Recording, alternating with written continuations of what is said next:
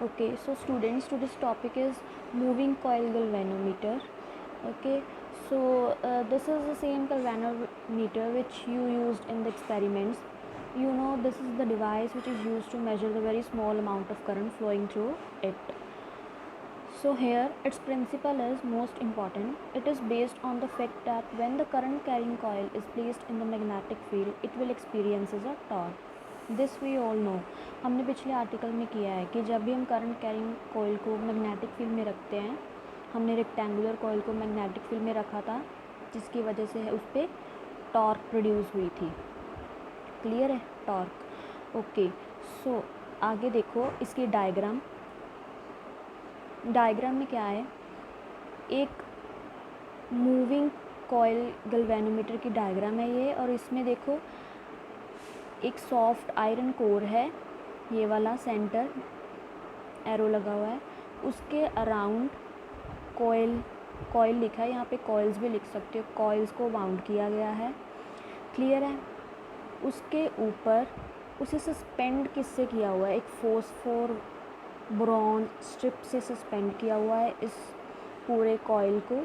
Coil के अंदर soft iron core है, मीन सॉफ्ट आयरन कोर के ऊपर बहुत सारी कॉपर की तारें हैं जो उसे वाउंड किया गया है, और इसको सस्पेंड किया गया है फॉस्फोर ब्रॉन्ज स्ट्रिप से, जिसके नीचे एक कनकेव मिरर भी लगा है। और इसका हेड क्या है, टॉर्जॉइड हेड, जिससे कि ये सब भी टाई किए गए हैं, ये टाई किया हुआ है इसे सब सिस्टम। ओके, और मेन बात, ये जो कॉइल्स हैं इनको किस में रखा गया है, मैग्नेटिक फील्ड्स में, पोल्स ऑफ मैग्नेट, लाइक एक तरफ नॉर्थ एक तरफ साउथ, मीन्स आप होर्स शू मैग्नेट भी बना सकते हैं यहाँ पे, मतलब कि मैग्नेटिक फील्ड में रखा गया है। ओके, सो अब होगा क्या, जब भी इस कॉइल में से करंट फ्लो होगा, तो क्या है, मैग्नेटिक फील्ड में रखी हुई है, तो मैग्नेटिक फील्ड में इससे क्या एक्सपीरियंस होगी, टॉर्क। हमें पता है किस फेसेस पे टॉर्क लगेगी, एक तो डीसी फेस पे और एक एसी फेस पे, ए बी और डीसी आर्म्स पे फोर्स लगेगी, दो equal opposite forces torque produce करेंगी, जिसकी वजह से ये जो कॉइल है ये रोटेट करेगा। क्लियर है? सो रोटेट करेगा तो क्या होगा, रोटेट करने से देखो नीचे एक हेयर स्प्रिंग लगा हुआ है, हेयर स्प्रिंग का क्या काम है, देखो स्प्रिंग हमें पता है, जब भी हम स्प्रिंग को घुमाते हैं तो उसमें एक रीस्टोरिंग फोर्स प्रोड्यूस होती है। रीस्टोरिंग फोर्स क्या करती है कि अगर हम स्प्रिंग को खींचते हैं तो उसमें रीस्टोरिंग फोर्स ऑपोजिट डायरेक्शन में प्रोड्यूस होती है, जिसका क्या काम होता है, उसे अपनी प्लेस में दोबारा लेके जाना। क्लियर है? रीस्टोरिंग फोर्स अगर इस डायरेक्शन में लगेगी, अगर हमने अप्लाइड फोर्स इस डायरेक्शन में लगाई है, तो रीस्टोरिंग फोर्स ऑपोजिट डायरेक्शन में प्रोड्यूस होती है हमेशा। वो क्या काम करती है, जैसे हमने स्प्रिंग को खींचा है, रीस्टोरिंग फोर्स क्या करेगी, उसे वापस अपनी ओरिजिनल पोजीशन में लेके जाएगी। तो सिमिलरली अगर यहाँ पे करंट फ्लो होगा और मैग्नेटिक फील्ड के अंदर कॉइल को टॉर्क लगेगी, वो अगर घूमेगी तो ये स्प्रिंग में रीस्टोरिंग फोर्स प्रोड्यूस होगी। क्लियर है? तो वो रीस्टोरिंग फोर्स किसके इक्वल होगी, जितना वो घूमेगी उसके इक्वल होगी। क्लियर है? अब हमने देखा हुआ है पिछले आर्टिकल में कि जब भी ये कॉइल घूमेगी उसके ऊपर टॉर्क जो लगेगी उसका एक्सप्रेशन होता है NI A क्रॉस B। ठीक है, ए और बी में क्रॉस है तो means A B sine theta means theta between angle है वो किसके बीच है, मैग्नेटिक फील्ड और एरिया के बीच में। यहाँ पे एरिया और मैग्नेटिक फील्ड के बीच में एंगल 90 होगा, क्योंकि magnetic field north to south जा रही है। क्लियर है? और ये पोल्स की शेप इस तरह है, मीन्स सर्कुलर फॉर्म में है, तो ये जो मैग्नेटिक फील्ड प्रोड्यूस करेंगे फ्रॉम नॉर्थ टू साउथ वो रेडियल इन नेचर होगी। तो हर एक पॉइंट पे हमेशा क्या होगा, एरिया और मैग्नेटिक फील्ड में एंगल क्या होगा, हमेशा 90 डिग्री होगा। तो टॉर्क हो जाएगी NIAB because sign 90 is 1। So torque का एक्सप्रेशन सीधा ही लिख लिया क्योंकि ये हमने लास्ट आर्टिकल में प्रूव किया हुआ है। नाउ रीस्टोरिंग फोर्स जो प्रोड्यूस होगी स्प्रिंग में, रीस्टोरिंग फोर्स हमेशा होती है जैसे हुक्स लॉ के अकॉर्डिंग, आप आगे जाकर पढ़ोगे, आई डोंट नो कि आपने पहले पढ़ा हुआ है कि नहीं। रीस्टोरिंग फोर्स हमेशा डायरेक्टली प्रोपोर्शनल टू डिस्टेंस होती है। अगर लीनियर डिस्टेंस की बात करेंगे, स्प्रिंग को सीधा एक्स एक्सिस में हम खींचेंगे, बट यहाँ पे क्या है, यहाँ पे है जो हमारे कॉइल के ऊपर फोर्स लग रही है वो मतलब उसे डिस्प्लेस तो करेगी बट थीटा एंगल से डिस्प्लेस करेगी क्योंकि वो रोटेट करेगा।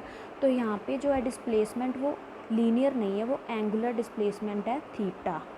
ओके, सो यहाँ पे फोर्स क्या होगी, force restoring force will be directly proportional to angular displacement theta. जितना ज़्यादा डिस्प्लेसमेंट होगा उतना ज़्यादा रीस्टोरिंग फोर्स होगी। क्लियर है।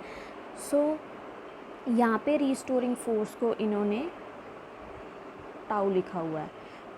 Torque is also a restoring force which is proportional to theta. So proportionality sign को हटा के कांस्टेंट आ जाता है के थीटा। आप जो एंगल से, जिस एंगल से कॉइल रोटेट किया उसे थीटा भी लेके चल सकते हैं, फाई भी। यहाँ पे उन्होंने फाई लिया है। तो देखो अब मैंने बोला था कि रीस्टोरिंग फोर्स जो होगी किसके इक्वल होगी, टॉर्क के इक्वल होगी। दोनों ही रीस्टोरिंग फोर्सेस हैं, ये भी रीस्टोरिंग फोर्सेस है हुक्स लॉ के अकॉर्डिंग। ये वाली हमने एक्सप्रेशन निकाला है तो दोनों को इक्वेट कर देंगे। इक्वेट करने के बाद आपके पास करंट की वैल्यू आ जाएगी K/NIB। अब K/NAB जो है वो क्या है, कांस्टेंट। K/NAB उन्होंने कांस्टेंट माना है सभी को, तो इनको एक ही नाम से रिप्लेस कर दिया G। तो I is equal to G∅, और यहाँ से इसको क्या लिख सकते हैं, इक्वल टू और G को हटा के प्रोपोर्शनलिटी साइन, तो I प्रोपोर्शनल टू फाई, या और मीन्स आप एंगल को थीटा भी लेके चल सकते हैं, फाई भी लेके चल सकते हैं, अल्फ़ा भी लेके चल सकते हैं, आपकी मर्ज़ी है। मीन्स लास्ट में आपको ये आएगा कि करंट जो है वो डायरेक्टली प्रोपोर्शनल है डिस्प्लेसमेंट से। Okay, so deflection of the current is directly proportional to the current flowing through it, और या आप लिख सकते हैं current is directly proportional to deflection. ये थीटा डिफ्लेक्शन ही तो है क्योंकि रोटेट करेगा, जितना ज़्यादा रोटेट करेगा उतना ज़्यादा करंट होगा, या जितना ज़्यादा करंट होगा उतना ज़्यादा डिफ्लेक्शन होगा। मींस अब यही है, हमें पता है कि मूविंग कॉइल मैनोमीटर में जब हम लगाते हैं सर्किट में, जितना ज़्यादा करंट होगा उतना ज़्यादा डिफ्लेक्शन देता है वो, तो वो इसी से प्रूव होता है because I is proportional to deflection.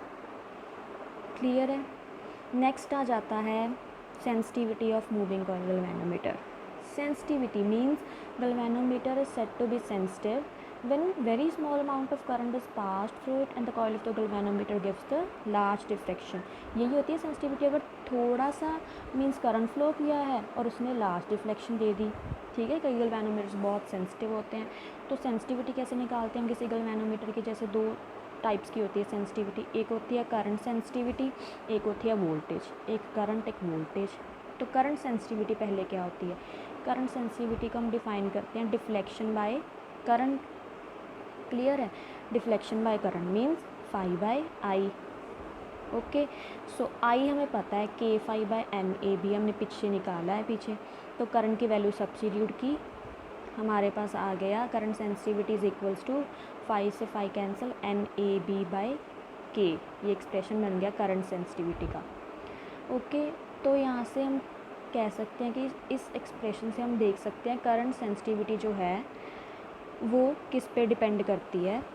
एक तो number of turns in coil पे, एन पे, N is the number of turns in coil. एक कॉइल नहीं ना मूविंग कॉइल गैल्वेनोमीटर में, एक कॉइल नहीं है। हमने जो एक्सप्रेशन निकाला हुआ वो एक कॉइल लेके निकाला था, बट बाद में हमने उससे एन से मल्टीप्लाई कर दिया था, where N was the number of turns. So here N is the number of turns, A is the area. Area और लिखा है उन्होंने increases by increasing the area of the coil because directly proportional है।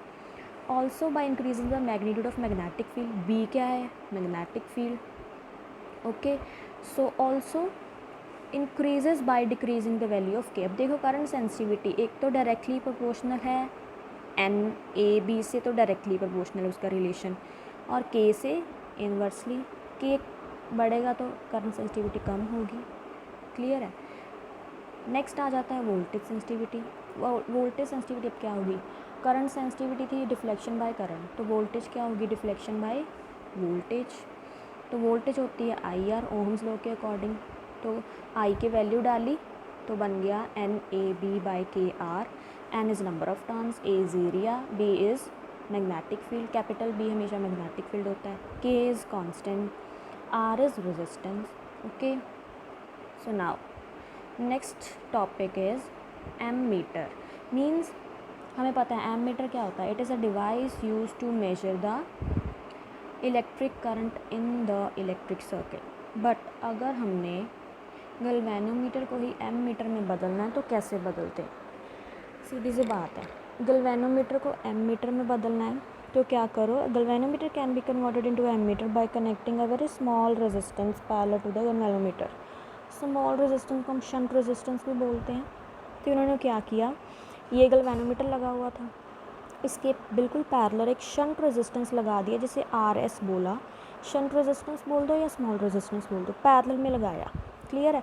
अब यहाँ से current आ रहा था, अगर करंट अब यहाँ से आ रहा है तो ए पॉइंट पे करंट डिवाइड हो जाएगा। अगर आई जी करंट ऊपर गया है तो यहाँ पे कितना करंट जाएगा, आई माइनस आई जी। क्लियर है। अब ये देखो क्या कौन सा केस बन गया, ये बन गया रेजिस्टेंस इन पैरेलल का केस। हमें पता है, जब हमने देखा हुआ है कॉम्बिनेशन ऑफ रेजिस्टेंस टॉपिक में कि जब रेजिस्टेंस पैरेलल होते हैं तो हर एक रेजिस्टेंस के अकॉर्डिंग जो या क्रॉस वोल्टेज होती है वो क्या होती है, सेम होती है। जैसे दो रेजिस्टेंस अब हम कहीं की पैरेलल लगे हुए हैं, ऐसे एक ऐसे लगा है, एक ऐसे लगा है, और ये सर्किट था हमारा। तो अगर ये V वोल्टेज बाहर से मैंने दी है तो इसके क्रॉस भी V होगी वोल्टेज, इसके क्रॉस भी, क्योंकि रेजिस्टेंस इन पैरेलल है।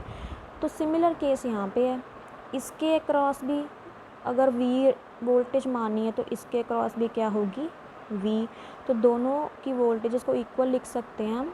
अब देखो ऊपर कितनी वोल्टेज होगी, ऊपर वोल्टेज क्या होती है, करंट इनटू रेजिस्टेंस।